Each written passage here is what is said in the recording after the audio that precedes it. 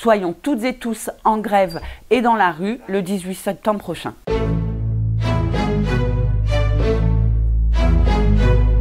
Le nouveau Premier ministre, Sébastien Lecornu, a donc annoncé ce week-end l'abandon de la suppression des 2 jours fériés pour le futur budget 2026. Ce recul, qui est pour nous une première victoire, est dû aux mobilisations à la fois spontanées et organisées et aussi aux grèves qui se sont déroulées le 10 septembre. Cette première victoire n'est évidemment pas suffisante.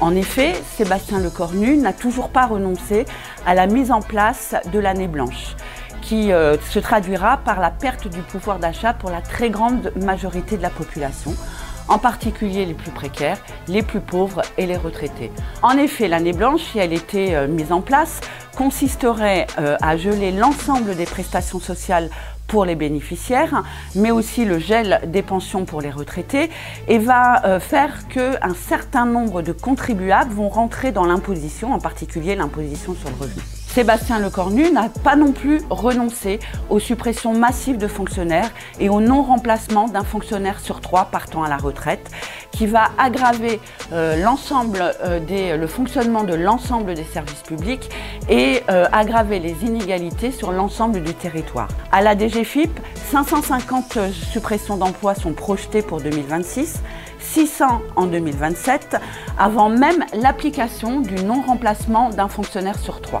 Si de tels choix étaient adoptés, ce serait catastrophique pour l'exercice de nos missions, mais également pour nos conditions de travail. Sébastien Lecornu n'a pas non plus renoncé aux attaques contre la sécurité sociale.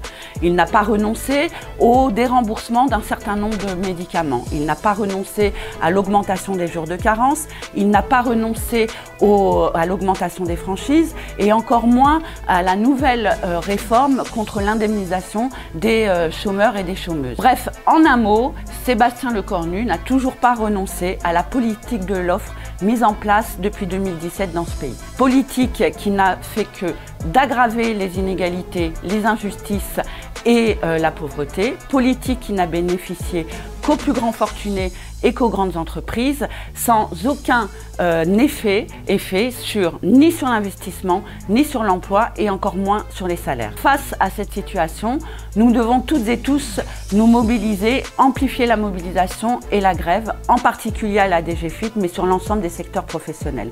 Refusons que la DGFiP et plus globalement notre modèle social soit sacrifié sur l'autel de l'austérité au profit d'une minorité. Alors, soyons toutes et tous en grève et dans la rue le 18 septembre prochain.